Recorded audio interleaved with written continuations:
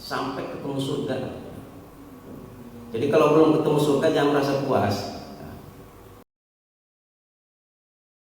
Harus terus beramal dalam rangka untuk mengumpulkan pundi-pundi pahala untuk menghadap Allah. Karena annahu ila rabbihim raji'un, pasti kematian adalah suatu hal yang pasti dan sudah kita pahami bersama dan sering disampaikan oleh Khalifah.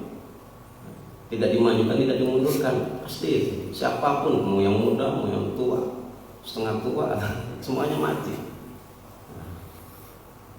Kullu nafsin dha'iqatul maut.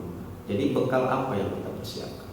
Maka itulah orang beriman itu selalu fokus untuk mengintrospeksi diri, bukan fokus atau mengkritiki amalan-amalan orang lain, tidak. Dia difokuskan untuk mengkritik amalannya pribadi. Ini sudah sesuai dengan syariat atau sudah diniatkan untuk karena Allah? Belum. Nah, itu dia. Sehingga menjadi meningkat baik dan lebih baik sampai menghadap Allah itu sikotin insyaallah.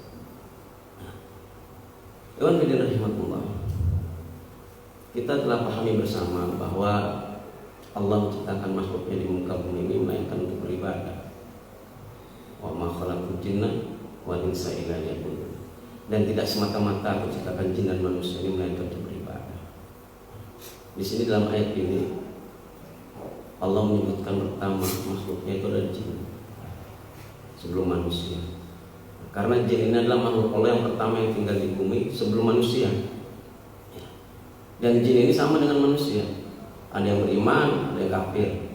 Inna kunna muslimun nasolihun wa kunna dzalika. Ada di antara jin itu yang soleh, ada yang sebaliknya, ada yang tidak soleh, tidak beriman. Wa kunna tara'iqa hidayah. Dan di antara jin itu juga menempuh jalannya berbeda-beda. Ada yang mau beriman, ada yang kafir. Sama kayak manusia. Ada yang mau memilih beriman, ada yang memilih kafir.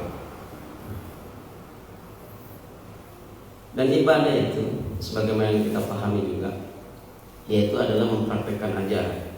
Itu dengan pembuktian taat kepada Allah, taat kepada Rasulullah, dan kepada ulil amri. Jadi tidak bisa terlepas dari tiga unsur ketaatan ini, ibadah itu. Dan ini juga sudah dijelaskan oleh Allah dalam Al-Quran.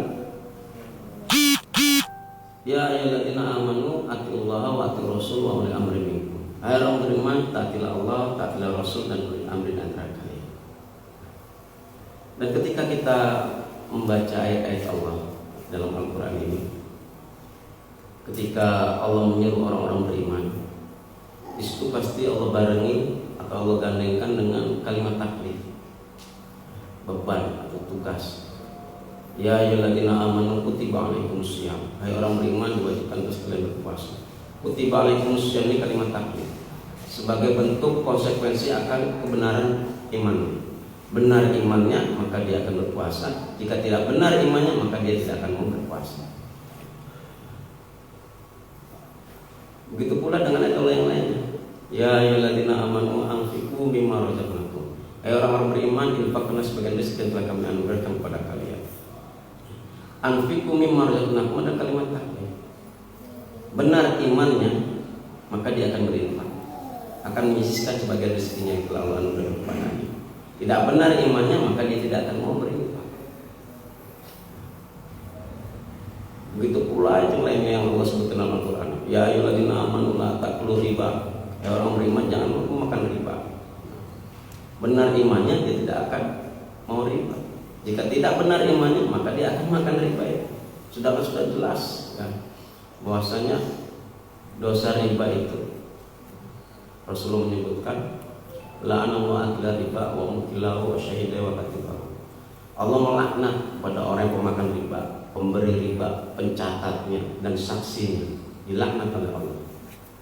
Dan dalam hadis Rasulullah SAW yang lainnya juga disebutkan ar-riba salah satu masuk menambah. Ternyata riba itu punya pintu dosa sebanyak 73 pintu dosa. Dan pintu dosa yang paling ringan itu aisaruha, yang paling ringan dari pintu dosa itu ayan kiha ar-rajulu ummah, seseorang yang menikahi ibunya. Naudzubillah. Itu dosa riba yang paling ringan. Wa in arba riba, dan Sungguhnya dosa riba yang paling besar itu irdur rajul muslim, yang menodai harga diri kaum muslimin.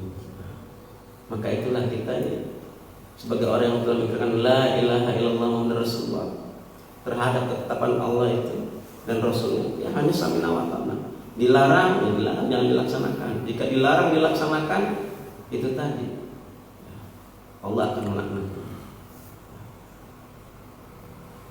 Iman bidin rahimahullah. Begitu pula dalam ayat Allah tadi, Quran surah 4:59. Ya ayyuhalladzina amanu atiullaha wa atiur rasul wa ulil amri minkum.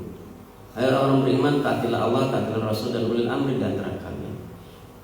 Imannya seseorang itu benar, maka dia akan punya 3 unsur ketaatan.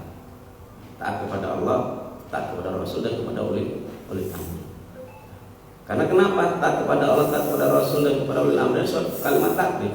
Nah, kewajiban bagi orang beriman untuk taat 3 unsur itu, terhadap 3 unsur itu. Jika tidak benar imannya, maka dia tidak akan mau taat terhadap 3 unsur itu. Cukup sajalah taat kepada Allah dan Rasul, kepada ulil amri dan ma'ruf. Sedangkan perintah untuk taat kepada ulil amri perintah Allah dan Rasulnya. Rasulullah SAW juga menjelaskan kepada kita, barang siapa yang taat kepada aku, taat kepada Allah. Barang siapa yang taat kepada amir-amirku, taat kepada aku. Barang siapa yang bermaksiat kepada aku, bermaksiat kepada Allah. Barang siapa yang bermaksiat kepada amir-amirku, maka sungguh ia telah bermaksiat kepada aku. Iwan fidir rahimahullah. Maka dengan ketaatan inilah, taat kepada Allah, taat kepada Rasulullah dan kepada ulil amri, kapanpun dan dimanapun selama tidak diperintahkan untuk berbuat maksiat, itu akan dapat mendatangkan rahmatnya Allah. Antara yang kuat, kekuasaan yang sangat luar biasa. Itu bukan dengan melawan Fir'aun, bukan. Musa dan kaumnya itu dimenangkan Allah dengan cara dikejar-kejar. Dan itu adalah suatu bukti bahwasanya kaumnya Musa taat.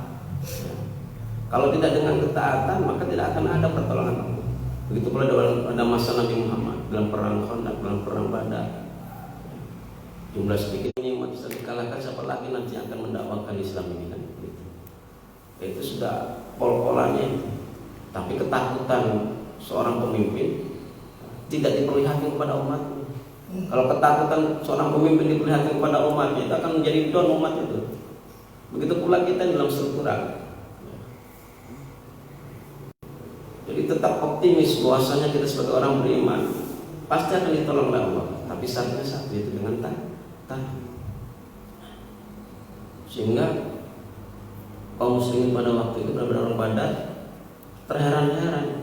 Ya Rasulullah, kita mau nyabut kepala orang kafir itu, ternyata sebelum nyampe pedang kita kepada kepalanya, orang kafir itu sudah jatuh.